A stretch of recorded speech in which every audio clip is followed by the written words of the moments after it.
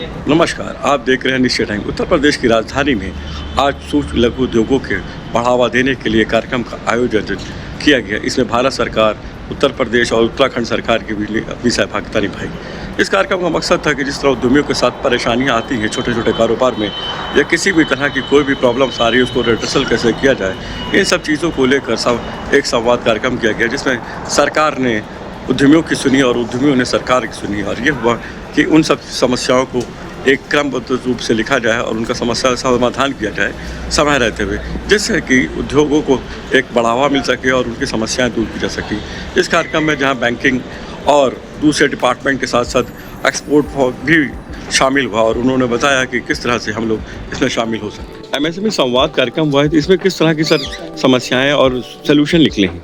देखिए, एमएसएमई संवाद ये भारत सरकार का कार्यक्रम है और इसमें हम लोग जो हमारे एमएसएमई के साथी हैं उनकी क्या समस्याएं, वो सरकार से क्या अपेक्षा रखते हैं, उस पर चर्चा हुई और बहुत सारे जो रेलिवेंट पॉइंट है उन्हीं इंडस्ट्रीज़ के वो निकल के आए हैं, चाहे वो कॉस्ट कटिंग पे हो, चाहे वो इफेक्टिवनेस पे हो या मार्केटिंग पे हो।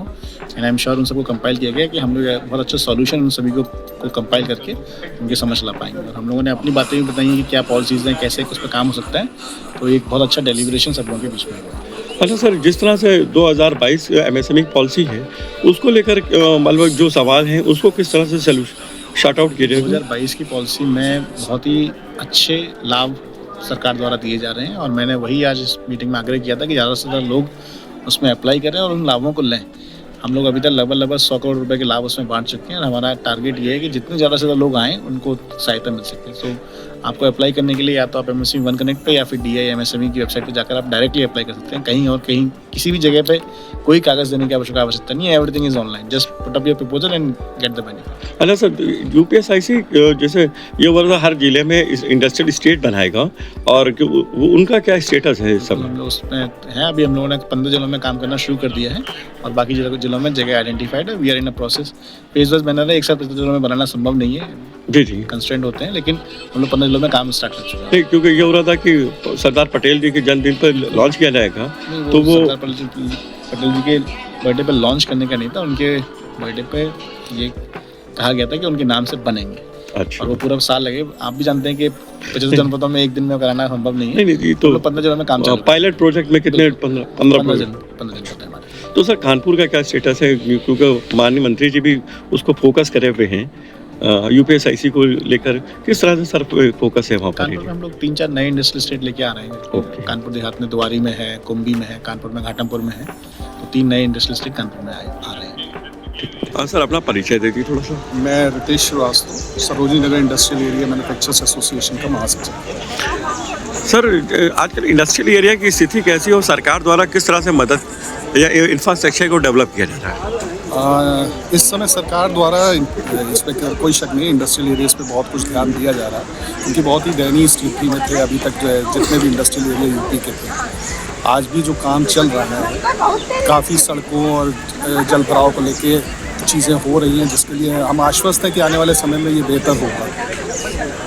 सर, किस तरह की समस्याओं को आप फेस कर रहे हैं खासकर इंडस्ट्रियल एरिया में? खास तौर से सरोजनी नगर, अमौसी जैसे इंडस्ट्रियल एरिया में जल भराव की बहुत बड़ी समस्या है, जिसके लिए हम लोग निरंतर पिछले 2 साल से उद्योग बंधु और मंडलीय उद्योग बंधु में आवाज़ उठाते चले आ रहे हैं, लेकिन अभी तक कुछ उसका प्रॉपर सोल्यूशन नहीं निकल पाया, जिसकी वजह यहाँ पे कोई निकासी का ना होना। और NHAI द्वारा एक जो ड्रेन बना दी गई है वो काफ़ी ऊपर बना दी गई, जो इस एरिया से पानी नहीं निकाल पा रही है। सर, कार्यक्रम में एमएसएमई को लेकर यहाँ पर चर्चा भी है, तो अगर बात की जाए सिंगल विंडो तो क्या स्थिति है ग्राउंड लेवल पर? देखिए, ग्राउंड लेवल पे कहीं ना कहीं थोड़ा सा दिक्कतें आती हैं। जो जितने भी फॉर्म्स हैं इंडस्ट्री के, वो काफ़ी जटिल हैं, जिनको सिंप्लीफाई करने की ज़रूरत है, ताकि एक साधारण सा उद्यमी भी अपने आप को उन फॉर्मों को भर सके। तो किस तरह से सरकार के आगे कुछ आप लोगों ने बात रखी, कैसे कदम उठाए? हम लोगों ने डिफरेंट प्लेटफॉर्म्स पर इस चीज़ों को रेस किया हुआ है और उम्मीद है कि सुनी जाएंगी, लेकिन कब सुनी जाएंगी इस बारे में कुछ कहना मुश्किल है। मेरा नाम रामेश्वर सिंह है और हमारे साथी लोग रामचंद्र सिंह और राइस भी आए हुए हैं बनारस से।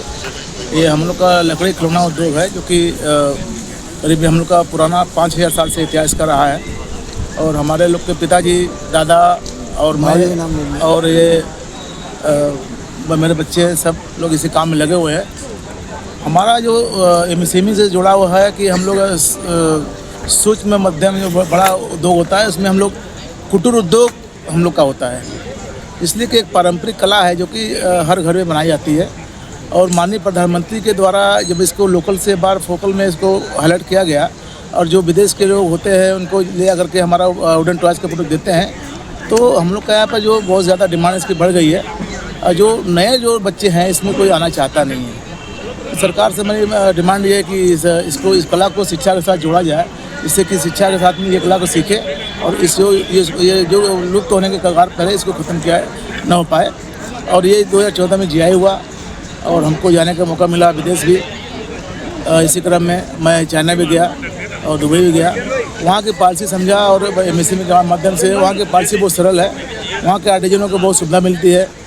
हम चाहते हैं कि सरकार हमारे जो पारंपरिक जो चीज़ें हैं उसको अपने अंडर में ले करके यहाँ के, जैसे हमारा मटेरियल जो लकड़ी का है वो मेन प्रॉब्लम में भी आ गया है, जो 1984 में गवर्नमेंट ने बंद कर दिया है कोरिया लकड़ी, तो उसको वहाँ ले करके हमारे यहाँ का जो बनारस का प्रोडक्ट सब बंद हो गया करीब। खाली सिंधोरा जो है, जो कि अभी शादी होता है तो उसमें लगता है, इसलिए वो चल रहा है। सरकार से मेरी रिक्वेस्ट है कि जो लकड़ी का कोरिया लकड़ी बंद हो गई है उसको फिर से अता से चालू करें, नहीं तो बनारस से एक कागज़ों में सिमट जाएगा कि कभी लकड़ी खिलौना था। तो और हम चाहते हैं कि अगर चाइना के तरह से हम लोग को भी इसमें एडवांस टेक्नोलॉजी की मशीनें दिया जाए और उस पर हम लोग विकसित किया जाए, तो हम भी उसमें सीख करके उसको आगे हम लोग चाइना के ऊपर प्रोडक्शन अच्छे से निकाल सकते हैं। जय हिंद, जय भारत।